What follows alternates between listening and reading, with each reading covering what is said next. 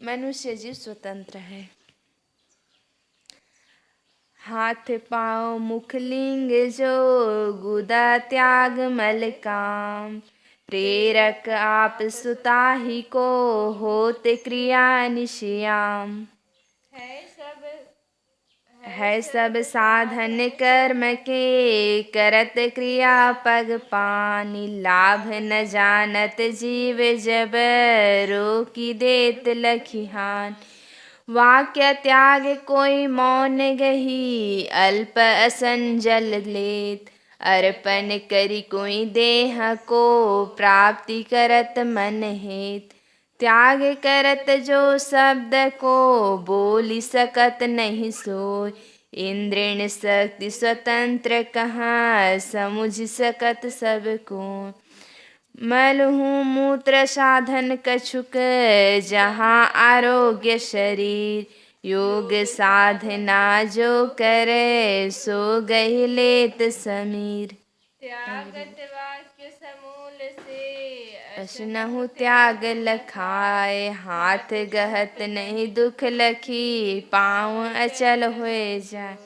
हाथ पाँव मुख लिंग गुदा ये 5 कर्म इंद्रियों के नाम हैं। गुदा से मल त्याग होता है। हाथ से त्वचा खुजलाना लेना देना आदि। पाँव से चलना फिरना आदि। मुख से बोलना और लिंग से लघुशंका का त्याग। यह 5 की क्रिया है और इनका प्रेरक आप चेतन खुद है, जिसकी सत्ता से ही रात दिन इस जड़ शरीर में सब प्रकार की क्रियाएं होती रहती है। पूर्वोक्त इंद्रियां कर्म करने के साधन हैं। पग से चलना हाथों से लेना देना आदि क्रियाएं होती है, पर ये इंद्रियां स्वभाव से स्वयं क्रिया नहीं करती, क्योंकि प्रेरक जीव जब किसी जगह जाने में सुख लाभ नहीं देखता तब उसे हानि देखकर अपने पग को उधर जाने से रोक देता है, तथा जिसकी तरफ से हानि समझ लेता है उसे हाथ से छूता भी नहीं है। मुख से बोलने की क्रिया होती है, तो जिन्हें बोलने में हानि निश्चय हो गई वे समय असमय देखकर मुख से शब्द नहीं निकालते, और जिन्हें वाक्य निग्रह रूप तप साधन समझ में आ गया वे वाक्य बोलना पूर्णतया त्याग कर मौन व्रत धारण कर लेते हैं। जिनको अधिक जल और भोजन में लाभ नहीं निश्चय है वे अधिक भोजन और जल त्याग कर थोड़ी मात्रा में ग्रहण करने लगते हैं। कोई तो जल अन्न भी त्याग कर यहाँ तक कि 10 इंद्रियों के समूह रूप शरीर तक भी अर्पण कर देते हैं। जिस लाभ को प्रेरक ने निश्चय किया है वह लाभ यदि शरीर अर्पण करके सिद्ध होना निश्चय हो जाए तो शरीर देकर भी मन के निश्चय को प्राप्त करता है। प्रेरक कौन है? जीव, जो हानि समझकर शब्द बोलना त्याग कर देता है तो फिर बोल नहीं सकते, मौन वृत्ति धारण कर लेते हैं। वैसे ही हाथ पांव आदि सब के बारे में समझा जाए। इस प्रकार इंद्रियों के समूह रूप जड़ स्थूल में स्वतंत्र शक्ति नहीं है, यह बात प्रत्यक्ष होने से सब समझ सकते हैं। जिनका रोग रहित शरीर होता है वे मल मूत्र के वेग को भी कुछ देर रोक सकते हैं और योग साधने वाले प्राणवायु को कुछ देर तक रोक लेते हैं। भाव यह है कि जो खाना पीना सोना जागना दिशा लघुशंका और श्वास आदि का लेना खास शरीर का आधार प्रारब्ध वेग है, उसे भी जब मनुष्य कुछ रोक देते हैं तो पंच विषयों में जो सुखाध्यास भास मात्र है उसका त्याग क्यों नहीं कर सकते? अवश्य कर सकते हैं। कोई तो वचन को भली प्रकार त्याग देते हैं, कोई भोजन में भी कम ज्यादा कर देते हैं, यहाँ तक कि सर्वथा त्याग भी देते हैं। जिसने जिस वस्तु में दुख जाना है वह उस वस्तु को गहता ही नहीं, और जिसको जिधर जाने से हानि या दुख जानने में आ गया, वह उधर से शीघ्र ही पांव रोक लेता है। एक उदाहरण है, यतीन्द्रनाथ एक देश सेवक थे। उनका कर्तव्य अंग्रेज गवर्नमेंट के विरुद्ध होने से गवर्नमेंट ने यतीन्द्रनाथ को जेल में डाल दिया। तब उन्होंने यह प्रण कर लिया कि स्वराज्य लिए बिना मैं अन्न जल आदि कुछ भी ग्रहण नहीं करूँगा, आज़ादी या मौत। इस ध्येय से उन्होंने अन्न जल आदि छोड़ दिए। प्रधान कार्यकर्ताओं ने उनको अन्न जल खिलाने पिलाने की बहुत कोशिश की, परंतु उन्होंने आज़ादी या मौत का जप या सूत्र बना लिया। अंत में जबरदस्ती वे लोग उनके मुख में दूध डालने लगे, परंतु वे ग्रहण के बदले दूध को भी उलटते ही गए। जब जल नहीं ग्रहण किए तो दूध कैसे पीते? जहाँ तक उनके प्राण में प्राण रहा, वहाँ तक उन्होंने आज़ादी या मौत कहते कहते शरीर त्याग दिया। इस प्रकार जीव अपने ध्येय की पूर्ति के लिए शरीर को भी त्याग देता है। देखन रूप न जाए कहूँ, शब्द सुनन नहीं चाय। सन्मुख बरतत माही जो, देखत दुख सदाय। सुगंध त्याग बहु सहज में, दुर्गंधों लखत अकाम। स्वतंत्र शक्ति चैतन्य में, समझ बिना नहीं काम। स्वाद विषय को त्याग जही, मन अनुकूल न खाद्य। जस विवेक से लखी परे, तैसे ही ग्रहण अस्वाद। त्वचा विषय स्पर्श तस, दुख लखी होए त्याग। जब तक सुख निश्चय रहे, तब तक होए न त्याग। त्वचा विषय स्पर्श है, सुख ही मान तब होए। पूर्ण दुख जब लखी परै, क्रिया होत नहीं सोए। असन त्याग में हानि तन, सपरस त्याग न हान। समझ फेर दुख सुख को, गहत तजत तस जान। उत्पत्ति मन सिज मन ही से, होत जगत व्यवहार। सुखाध्यास मन नासी जब, तब ना होए संसार। वजन भार मल मूत्र जस, तृष्णा काम दिखलाय। होए मानसिक मार यहा, दुख लख जात हेराय। दूध मथत घृत पाइये, बिना मथे नहीं लेस। जान सकत नहीं पूर्व कोई, कहाँ करत कहीं देश। मेहंदी लाली रंग है, हरा रूप दर्शाय। सील पर पिसत लाए जब, सुर्ख होत तब जाय। पोस्ता माही अफीम है, छेवत निकसत सोए। बिना क्रिया वह मिलत नहीं, काज न आवत को। तैसे तन के रूप में, रहत शक्ति तेहि माय। मन से ते संबंध है, चेतन शक्ति मिलाय। भूल दृष्टि आसक्ति मिली, उत्पत्ति मन सिज केर। जहाँ भूल आसक्ति नहीं, ग्रहण होए नहीं फिर।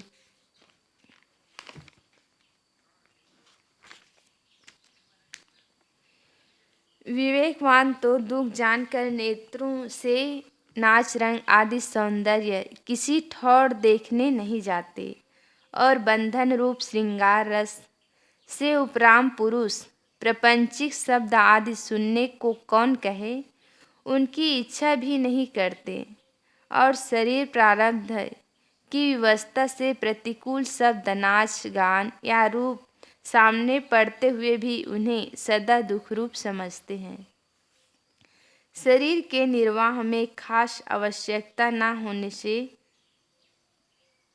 दुख रूप जानकर सुगंध की आसक्ति सहज ही में छूट जाती है। दुर्गंध तो हानिकारी व प्रतिकूल जानकर उसे सब हटाते ही हैं। इस प्रकार विषय आसक्ति से अलग होने की स्वतंत्र शक्ति चैतन्य में है, क्योंकि चैतन्य में जड़ सरीखे स्वभाव से क्रिया नहीं होती। चैतन्य में तो समझ, सुख, निश्चय और मानंदी के बिना कोई चाल ही नहीं होती। जैसे हिंदू को इस्लाम मजहब में सुख निश्चय तथा मुसलमान को हिंदू धर्म में सुख निश्चय नहीं है, तो वे एक दूसरे की क्रिया को कभी नहीं कर सकते।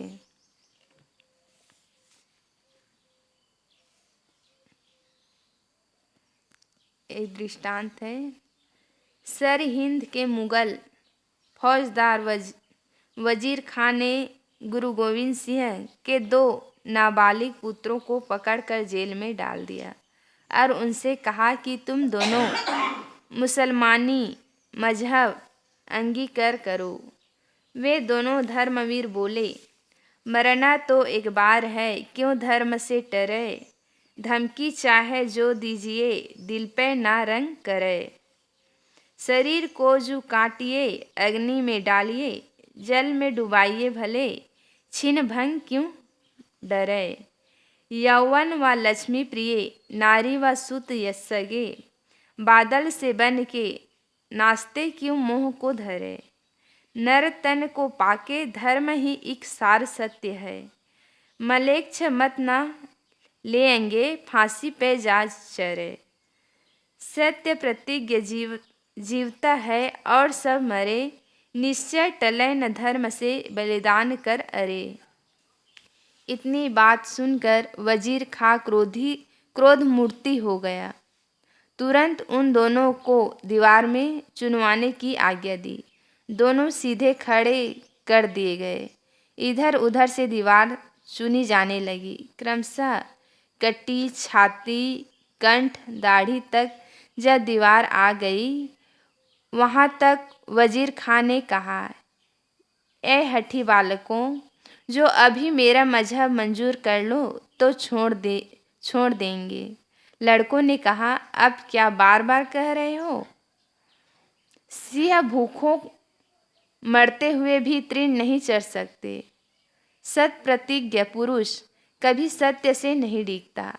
इतना सुनते ही अधर्मी लज्जित हो गया और क्रोधवश होकर उसने लड़कों को दीवार में चुनवा दिया। धन्य है उन पुरुषों को जो प्राण जाने पर भी विचलित नहीं होते। इससे स्पष्ट हो गया कि निश्चय पूर्ति के लिए प्यारे से प्यारे स्त्री, पुत्र, धन आदि छोड़ दिए जाते हैं। यहाँ तक कि जीव प्राण भी खुशी से दे देते हैं। देह सुख के लिए बाहरी पदार्थ त्याग ग्रहण करता है। मन सुख के लिए देह का भी विसर्जन कर देता है और जीव के उद्धार निमित्त मन मानंदियों को छोड़ देता है। इस प्रकार पृथक वस्तु रहे बिना वस्तुओं का त्याग ग्रहण नहीं बन सकता। चैतन्य रहे बिना जानना मानना नहीं बन सकता।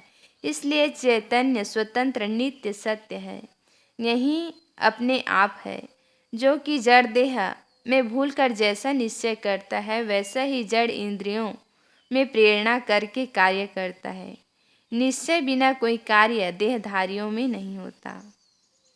जीव बंधन के त्याग ग्रहण करने में पूर्ण स्वतंत्र है, अतः बंधन त्याग कर स्थिर होना चाहिए। साध विषय में जिनको दुख निश्चय होकर साधन से उसका दृढ़ त्याग हो गया है, वे शरीर निर्वाह के लिए खाते हैं, मन की स्वाद पूर्ति के लिए नहीं। वे तो विवेक से शरीर की स्थिति के लिए योग्य आरोग्य विचार करके जैसा तौल में आता है, वैसा आसक्ति रहित योग्य वस्तु व प्रसाद ग्रहण करते हैं। पूर्वोक्त प्रमाण द्वारा सब विषयों के समान ही त्वचा का विषय स्पर्श भी है। स्पर्श से जो आनंद का भ्रम होता है, सो मैथुन कर्म, वह भी दुख रूप जानकर त्याग हो जाता है। परंतु जब तक सुख निश्चय रहता है, तब तक उसका त्याग नहीं होता। चमड़ी का ही विषय स्पर्श अर्थात मैथुन है। वह क्रिया सुख मानकर ही होती है। जब मैथुन में पूर्ण रूप से दुख निश्चय हो जाता है, तब उसकी क्रिया कभी नहीं हो सकती। भोजन आदि खाने योग्य कोई वस्तु खाए बिना किसी के शरीर की स्थिति नहीं रहती, सो देखा ही जाता है। और काम भाव वाले स्पर्श के बिना शरीर ही छूट जाए ऐसा नहीं है। अतः दोनों में अत्यंत भेद है। एक आवश्यक है तो दूसरा अनावश्यक। भूख प्यास की मुख्य क्रिया प्रारब्ध से है। उसके निर्वार्थ विचारवान यथार्थ औषधिवत विवेक से अन्न आदि ग्रहण करते हैं। और मैथुन कर्म त्वचा की अभ्यासिक मानसिक चेष्टा होने से मन की क्रिया है। उसके त्याग देने में शरीर की हानि नहीं, बल्कि वीर्य रक्षा से शरीर आरोग्य होकर स्वार्थ परमार्थ में सहायक होता है। ब्रह्मचर्य ही स्वार्थ परमार्थ में साधक है। इतने पर भी समझ में उलट पलट होने से जो कोई स्पर्श में सुख भास कर लिए हैं, वे दुख पाते हुए भी उसे ग्रहण करते हैं। और जो कोई उसे ठीक ठीक पारक करके दुख और पूर्ण बंधन जान लिए हैं, वे त्याग देते हैं। मन से उत्पन्न हुए काम विषय की जड़ स्वरूप भूल तथा विषयों में सुखभास है, जिससे सृष्टि उत्पन्न आदि जगत व्यवहार चल रहा है। जब मुख्य स्पर्श विषय सहित पांचों विषयों के सुखों में दुख निश्चय होकर सुखाध्यास रूप मन का नाश कर दिया जाता है, तब जन्म मरण का चक्र बंद हो जाता है।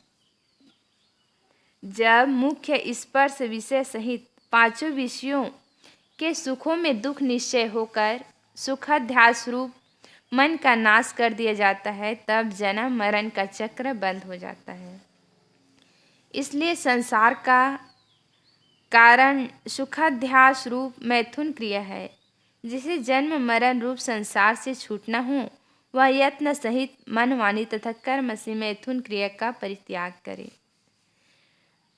जैसे मलमूत्र वजन रूप रहता है, वैसे काम विषय जानने में नहीं आता। यह तो मानसिक चेष्टा से ही उत्पन्न होता है। यदि उसमें सुख चेष्टा की जगह पूर्ण सर्प बिच्छी व दोष दुख दृढ़ कर लिया जावे, तो स्पर्श की कामना का नाश हो जाता है। यह सबको अनुभव है कि बहुत से यति सती और ब्रह्मचारी संयम से मन को निर्विषय कर लेते हैं। ऐसा सुना और प्रत्यक्ष देखा भी जाता है तथा स्वयं अनुभव भी है। जैसे दूध के स्वरूप में घृत रहते हुए भी मथने से ही वह मिलता है। यदि दूध का किसी प्रकार मंथन ना हो तो किंचित भी घी नहीं मिल सकता। यहाँ तक कि दूध से घृत निकलता है, ऐसा पूर्व से नहीं अनुभव करने वाला दूध देखकर भी नहीं जान सकता कि इसमें ही घृत होता है या अन्य किसी में। इस प्रकार गुप्त रूप से दूध में घृत रहता है। मेहंदी में लाली है, परंतु ऊपर से हरी हरी दिख पड़ती है। जब वह सील पर पीसी जाती है, तब लाल रंग की हो जाती है। बिना पीसे लाल रंग नहीं दिखाई दे सकता। पोस्ता के स्वरूप में अफीम है, तो भी छें पर ही वह पृथक देखी जाती है। छेना रूप क्रिया बिना पोस्ता रहते हुए भी अफीम नहीं मिल सकती, और न न्यारा होकर कोई अफीम संबंधी उससे कार्य की सिद्धि ही हो सकती है। इसी प्रकार शरीर में वीर्य रहता है, उसका संबंध स्थूल शरीर से और मन से है। वह मन चेतन की सत्ता से चलता है। चेतन निज स्वरूप की भूल से विषयों में आसक्ति करके स्त्री पुरुष के संबंध में सुख मान रखा है। यह मान्यता ही काम संस्कार का हेतु है। चेतन निस्वरूप के भूल से विषयों में आसक्ति करके स्त्री पुरुष के संबंध में सुख मान रखा है। यही मान्यता ही काम संस्कार का हेतु है। यही संस्कार उठकर शरीर का मथन कर वीर्य का नाश करता है। विषयों में सुखाभास होना भूल है और उनमें मोह होना आसक्ति है। ये दोनों जिनके मन में नहीं है, वह कभी काम भोग में नहीं पड़ता। एक संत मैथुन त्याग कर स्त्री और पुरुषों को ब्रह्मचर्य व्रत रखने की शिक्षा कर रहे थे। एक मनुष्य ने पूछा, जो नहीं मैथुन रूप जग आपकी देह न होए, देह रोग जो होत नहीं, बिन मारे अरि खोए। देह को समझत रोग क्यों, आधि व्याधि को मूल। रोग हेत औषध करत, फेरी न होवे सूल। यदि आपको भी दुख रहित होने की इच्छा हो तो इसी मार्ग में लगे। कुसंग के कारण वृत्ति बिगड़ गई हो तो लोक नीति रखते हुए काया वचन मन से अच्छे संग में लगे। बस शीघ्र ही आप में इंद्रिय वश करने की शक्ति आ जाएगी। पूछने वाले ने फिर पूछा, मैथुन तजी फिर वीर्य गति होवे काह बताए। बट मदार के दुग्ध इव होए परिणामी लखाए। देह का वीर्य मैथुन में नाश ना करने से शरीर के अंगों में रूपांतरित होकर उन्हें शक्तिशाली बनाता है। वीर्य रक्षी के धीर क्रय काज परमार्थ को, काम क्रोध को चीर जीवन लाभ सुलेत है।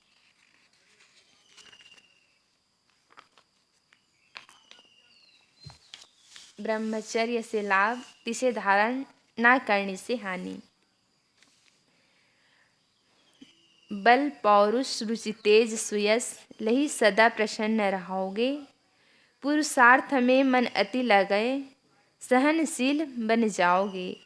साधन शक्ति बढ़े अति समता, स्वस्थ आजादी पाओगे। सब सुख तो ही मिले रे मनुआ, ब्रह्मचर्य जो लाओगे। अंदर बाहर शत्रु दबे सब, कुटिल घात विसराओगे। नीर आलस स्फूर्ति सुचेष्टा, दृढ़ विजयी मन भाओगे। परमारथ में मन अति लागे, गुरुपद ध्यान लगाओगे। वीर्य रक्ष जो पालो सत्व्रत, शीघ्र मुक्त हो जाओगे। अमित अनंत लाभ है लख लो, दिन दिन लाभ कमाओगे। ब्रह्मचर्य यदि गहो न प्यारे, तो सब हानि बढ़ाओगे। वीर्य शक्ति को ध्वंस किए से रोग शोक वश धाओगे।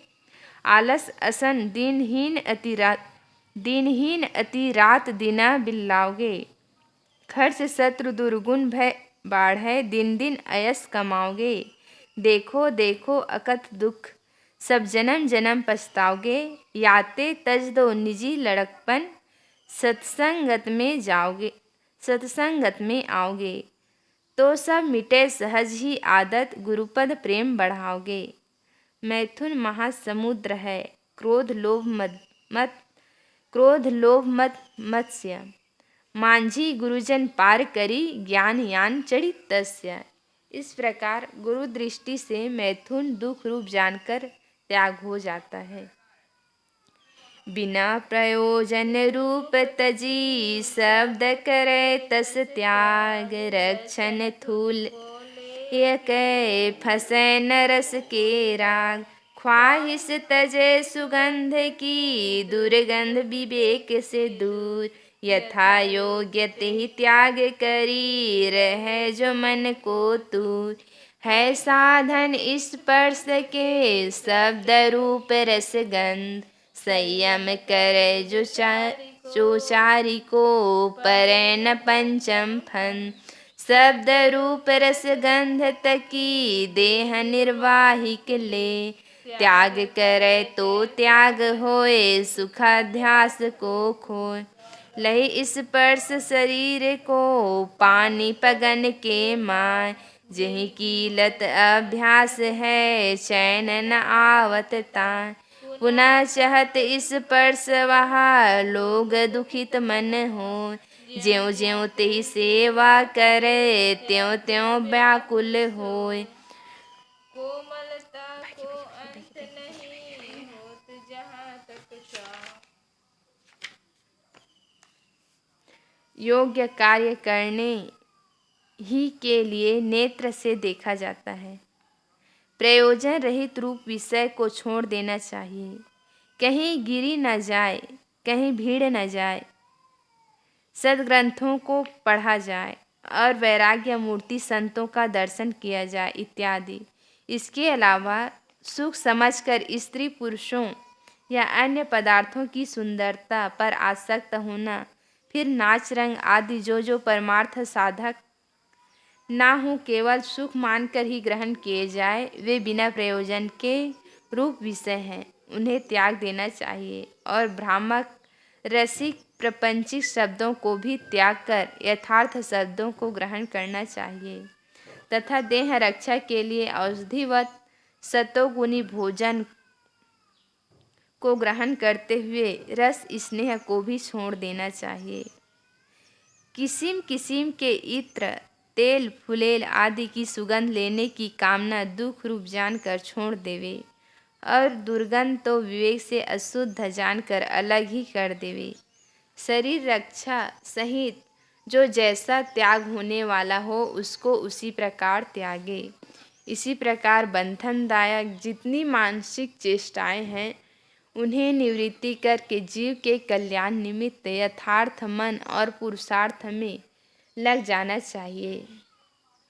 रसिक शब्द सुनकर अनुकूल रूप देखकर स्वादिष्ट रस लेकर सुचारू गंध सूंघकर इन्हें सुख मानकर ग्रहण करने से काम चेष्टा जागृत होती है।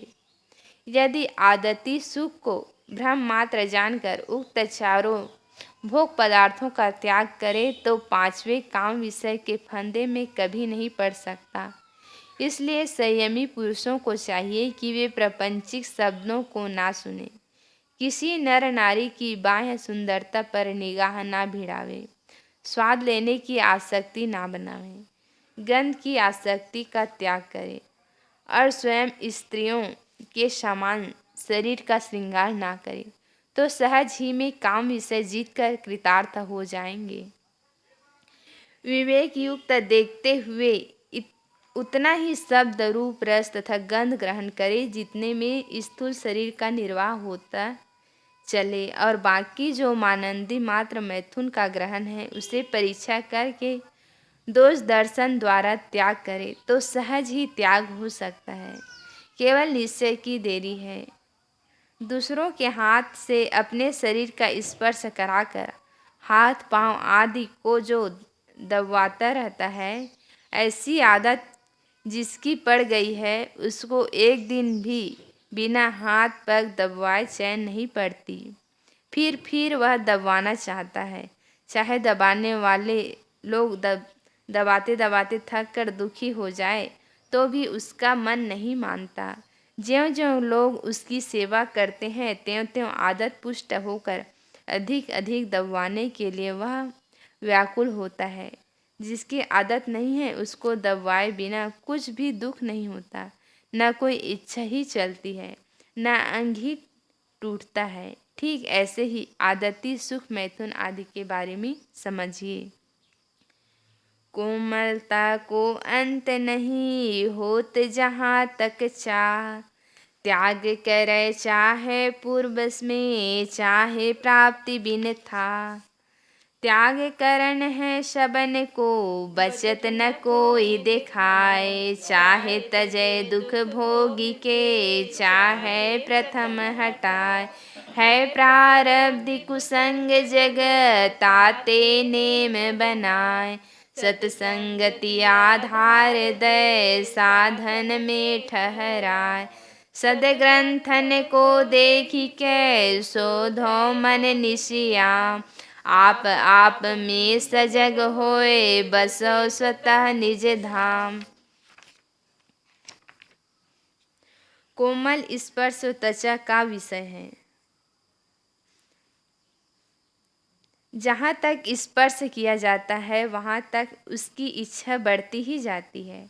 ऐसा समझ विचार कर चाहे पहले ही विषयों की तृप्ति ना समझकर उन्हें साधन संयम द्वारा त्याग दे या भोग करते करते लोलुपतावश कहीं थाह ना पाकर इंद्रियों की शक्ति नष्ट होने से थक कर विवश हो त्यागे। इस भाव को इस शब्द से और स्पष्ट समझिए। सुख आस पोल खाली इसका ना पार है, दौड़ेंगे आप ज्यों ज्यों आता न सार है। क्या बात गरीबों की है जो बादशाह हुए, सुख भोगते ही भोगते ख्वाहिश अजार है। ख्वाहिश तो उनकी बढ़ गई पर इंद्रियां रुकी, ऐसे असाध्य रोग से चिंता अपार है। दर्पण के मुख को कैसे पकड़ोगे यार तुम, पहले तजो या पीछे रुकना ही वार है। करके विचार पहले जो भोग सुख तजे, उसको न होवे दुख कभी पीछे की हार है। रक्षक अनंत जिनके सब भांति से खड़े, सुख साज तज के सोए रोते हजार हैं। पारक से प्रेम करके सद्गुण ग्रहण करो, दुर्गुण दुरास तज के फिर से नख्वार है। विषयों का त्याग अंत में सबको करना ही पड़ता है। त्याग करण है सबन को।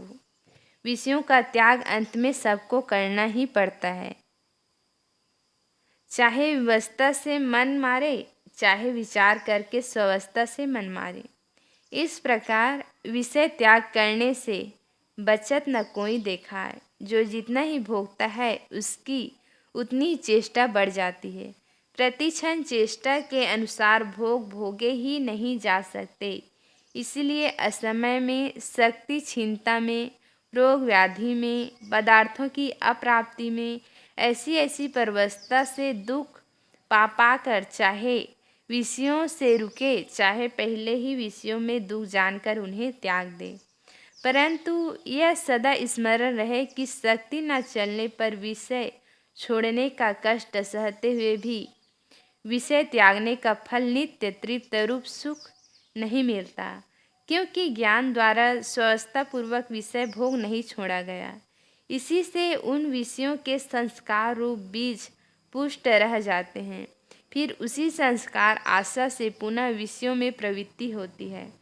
प्रवृत्ति से फिर आसक्ति जनित अतृप्ति एवं अभाव के दुख बने ही रहते हैं। इसी कारण बोधवान पहले ही विषय सुख को भ्रम मात्र या पूर्ण दुख रूप जानकर उसे त्याग देते हैं। इससे उनकी सदा के लिए बीज रूप आस्था दग्ध हो जाती है। अतएव प्रथम विषय चेष्टा से मन मारना चाहिए।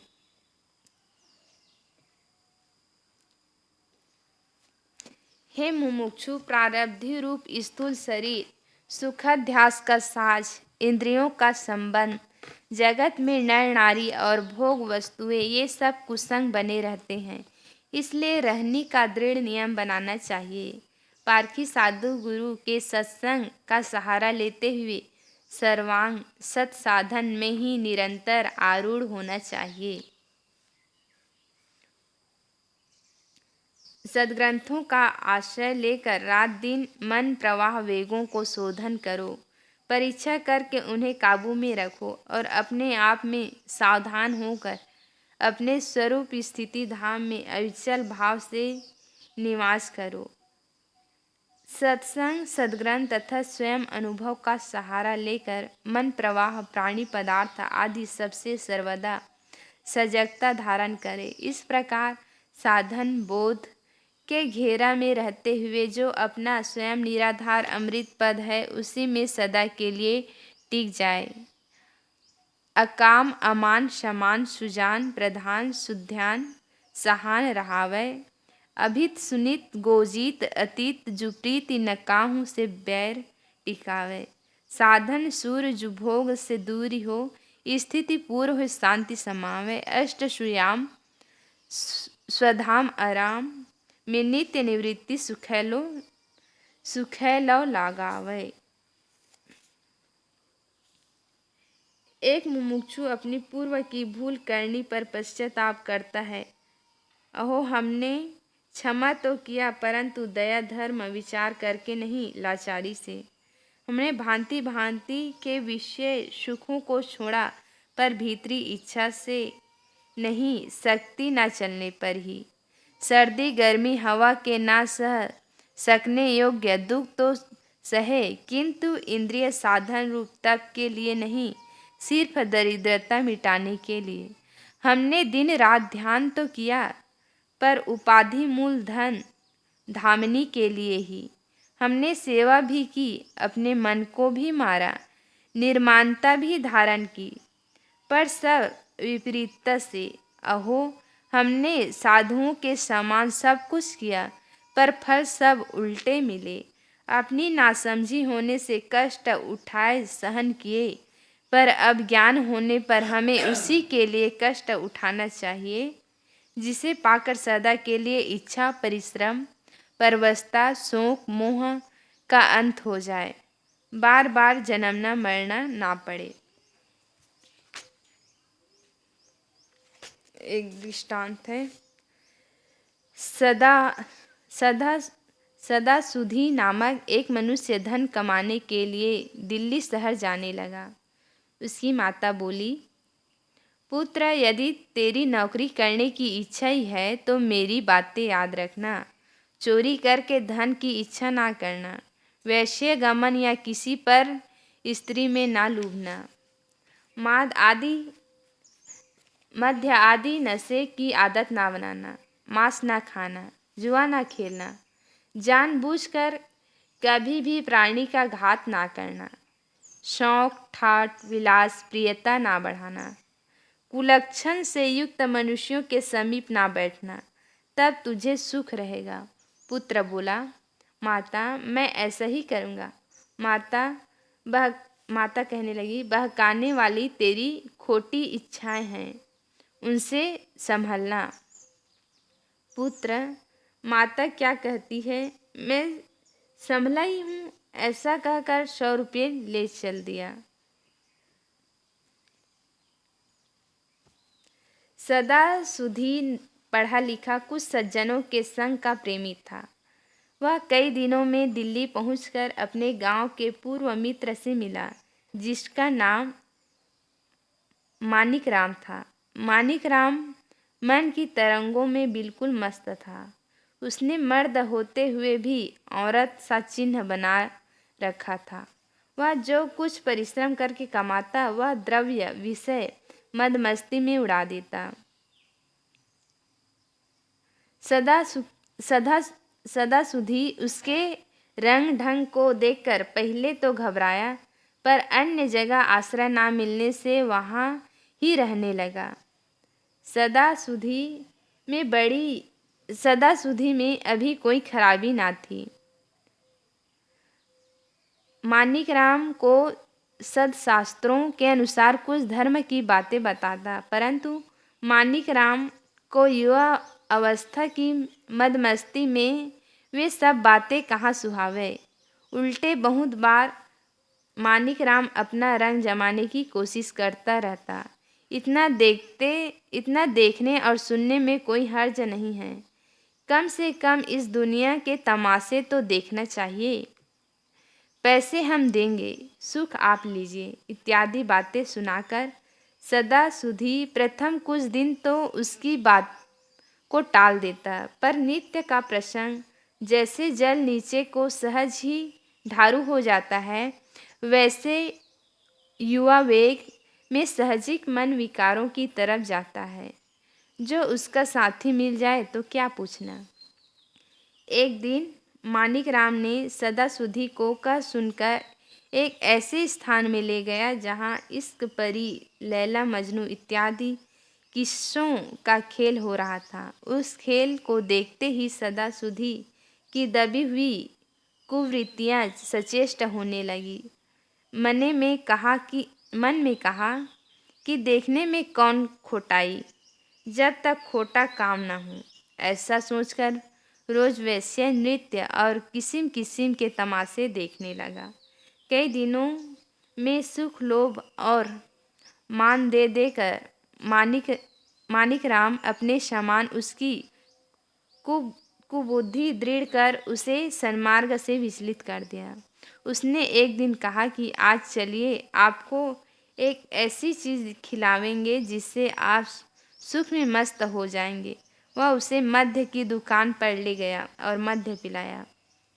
जब वह मद्य में मतवाला हुआ तब उसे उस कुठौर में ले गया जहाँ जाकर मनुष्य दिन दुनिया से पतित होकर रसातल चला जाता है।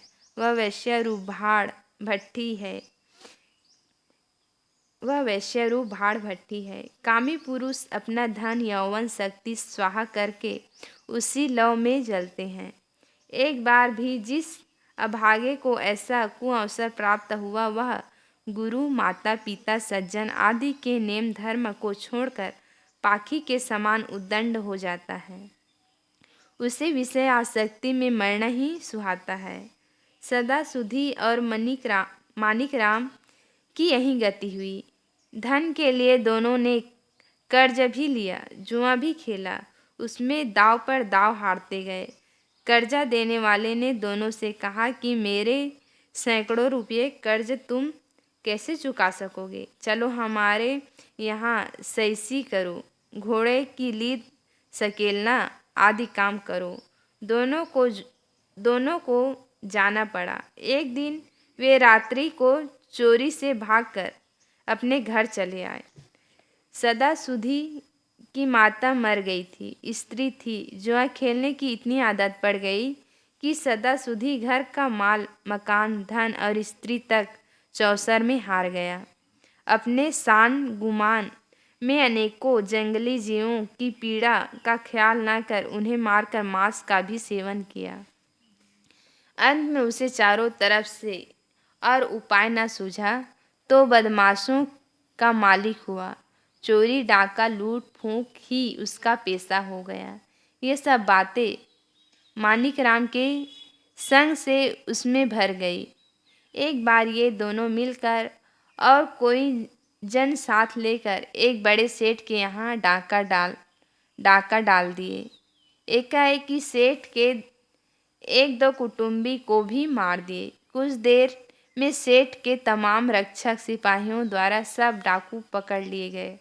सेठ ने मानिकराम और सदा सुधी दोनों को चोरों का सरदार जानकर मजबूत जंजीर से बंधाया और आज्ञावर्ती नौकरों से कहा, पहले इन दोनों की आंखें निकाल लो, फिर एक तख्त लोहा लेकर इनके छाती मस्तक पैर और सब इंद्रियों को धीरे धीरे दग्ध करो, जिससे ये भी जाने कि दूसरे को भी दुख हमारे समान होता है। जब आंखें निकाली जाने लगी और तख्त लोहा से सब अंग जलाने लगे, तब सदा सुधी को हितैषी माता पिता के वचन स्मरण आए और कुसंगी मानिकराम के कुसंग का फल अब मिला। वह कहने लगा, अहो कुसंगति फल यही, सब जन शिक्षा ले हूँ, कोई अवगति बाकी नहीं, हाँ दुख ये हूँ। अंत में दोनों सब दुर्दशा सहित तलब कर यम सदन रूप 84 को प्राप्त हुए। सदा सुधी जीव है। यह मानिकराम रूप मन माया काया मैथुन धन जन के संबंध में इतना ज्ञानी हो गया है कि हिंसा इंद्रिय लंपटता ही इसका धंधा हो गया है। इससे असह दुख भोगता है। अतः जिन जिन संगों से अंदर कुचेष्टा दृढ़ हो, उन सबों को कुसंग जान उन्हें त्याग कर अंदर बाहर सन्मार्ग में लगना चाहिए। ना भूले कभी तुम कुसंगत करो, नहीं तो बड़े दुख के दलदल परो। मदिरा व मिथ्या जहाँ धूत होवे, हिंसा कुटिल मद भरी स्थान होवे। वह मैथुन विषय रस जहाँ गान होवे, वो दुर्बुद्धि दुष्कर्म हेतु घरो। भले संग भलाई मिले हैं, झूठे के संग झूठ ठग सग ठगाई। सदा साधु सत्संग से शुद्धताई, ऐसे विचारों से सत्संग करो। कितने दिवस हो गए भूलने में, सदा देह झूला तुम्हें झूलने में। देह की संगत सबे सुलने में, अब भी जो मन में तू चेतन धरो। कुसंग दोष पंच भोग मुखी काल कला, इसी से सकल शोक और मोह जला।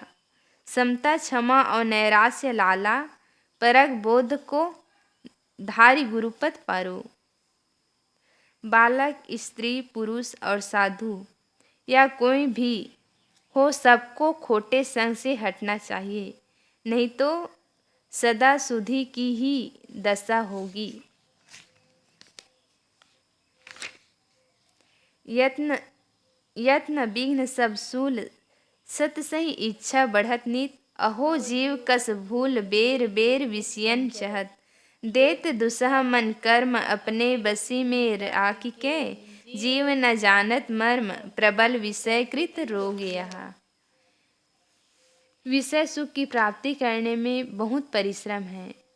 छूटने, नाशने, लूट जाने आदि अनंत विघ्न है। रोग शोक आदि व्यवस्था के अनंत शूल है।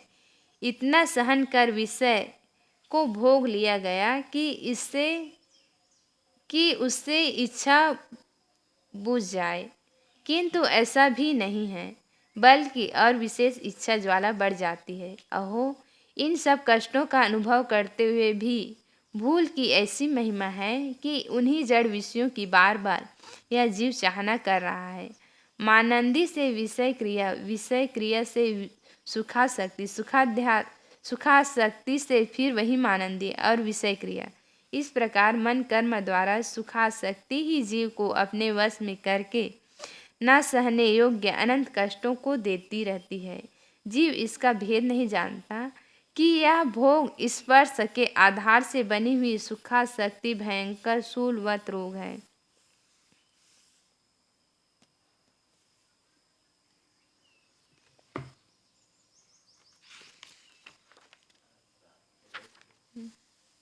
बोलिए सद्गुरुदेव की जय।